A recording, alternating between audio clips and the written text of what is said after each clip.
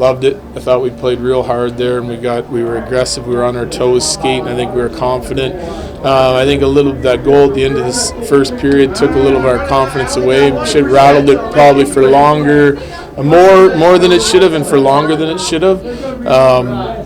Message after the second period was, doesn't matter what happened in the first two. It's you don't get dashes in the win column for winning one period, which we did in the first, or for them in the second. It's the score at the end of the game that counts. So I love the way we stuck with it. We get some big goals. Ryan Craig steps up. He's our leader, emotionally and on the ice tonight. He got the job done for us. I thought fantastic effort by him leading our team tonight, which eventually turns out to be a win. How about Vogelhuber on that assist from he had two guys on it. It looked like he was able to dig it out. That's the compete level and the consistency that he brings every night. We've talked about it a lot during the year. He's kind of an unsung hero for us.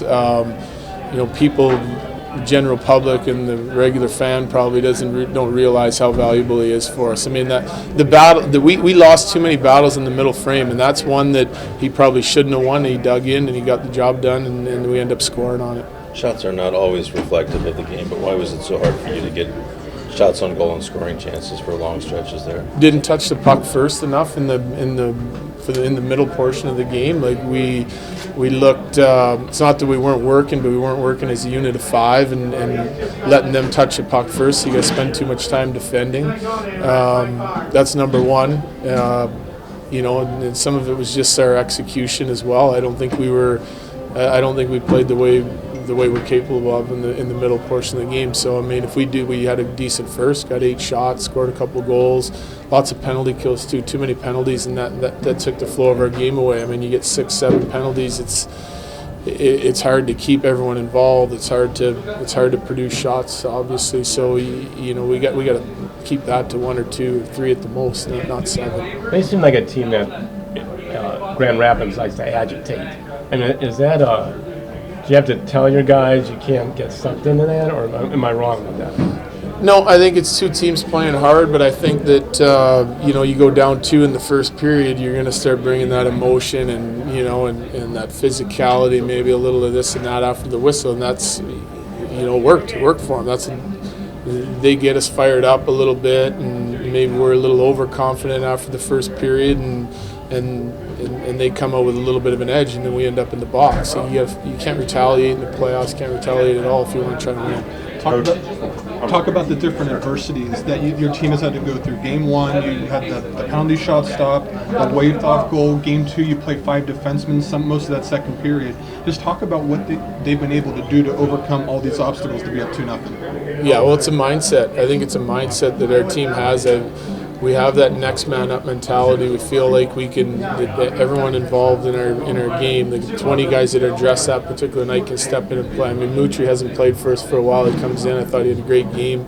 He's winning wall battles. He's physical. I mean, so when you lose a guy, it's just up to you got to get it done by committee after that. And I think we've done a good job of identifying what that adversity is early, and then getting through it. And, tonight, I don't think we got through it early enough in the second period. It was too long. The game favored them, I think, and we left that game in jeopardy. And we got some big saves from Corby, and then we scored some timely goals at the end to get the job done. But I like our chances a lot more if we can play the way we want to play for 60 minutes. But you got to give them credit. I mean, those guys are playing hard, and 2 good teams going at it. So. We find a way to get the job done again, but I still think our best is yet to come in this series. I'm asking this question because of the quick turnaround. Are you going to play Corby or Forrest first? I'll have to talk to my goalie, see how he's feeling. Right now it's Corby, so if he feels good and he's able to go, then we'll go with him. Coach, you made some lineup changes before the game. Were those you just wanted to get guys in, or were there injuries there? No, we got some injuries there. A couple things going on with a couple guys, and hopefully they're day-to-day. We'll just reevaluate them in the morning and then go on from there. But the guys that came in, Eminger, Mutri, I thought both those guys did a job. Eminger's a piece. He was hot when he left our lineup. He was scoring goals, power play, real steadying factor back there, veteran guy that has been in this situation many times before, and he helped our power play tonight, especially early on in the game. And so, and then we've already touched on Mutri. So we have those guys can step in. Certainly, we want to be as healthy as possible going into every game, but you get a couple of guys banged up. The other guys have to step up, and they did tonight. How big is it when your captain scores those goals? It's huge. It's huge. I mean, he's the guy that's leading it on the bench, and when our team starts to dip a little bit with an energy level and from an emotional standpoint, or maybe we're feeling down here, we got to remember we're a young team, one of the youngest in the league, and he's a guy that just kind of keeps them going and keeps them driving. It's coming from him, not from our coaching staff at that point, and then for him to be able to follow it up and get the job done on the ice and get us a win, I think it's huge. How about the degree of difficulty, some of those saves, Corpusalo, third period, and also 2 third period power plays, you guys weren't able to create much, and then all of a sudden a flurry. Yeah.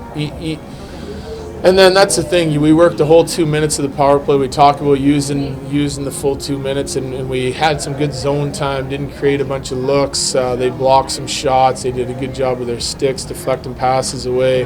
And then right at the very end of the power play, I think it was already 5-on-5. We throw into the front of the net and get our best chance of maybe the period where McCollum robs Broadhurst. So.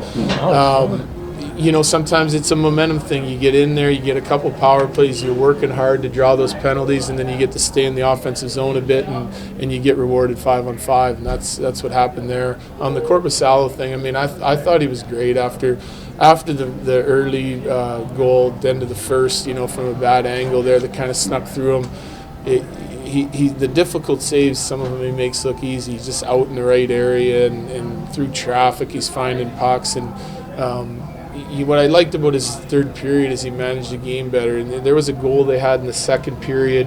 We were on a penalty kill, and the puck came to him. He had a chance probably to freeze it, and he threw it out. I would like to see him hang on to that, give our guys a rest, and next thing you know, we're in there for another 20 seconds, and they score. Well, in the third period, everything that came to him, he just held on to it and let us reset and get fresh bodies on the ice if that's what we needed, and get back into the structure of our game. And when you're able to do that as a goaltender, especially when things get hectic like it does at the end, 6-on-4, that gives your team a chance to take a breather, refocus, and get ready to go again for the next drive.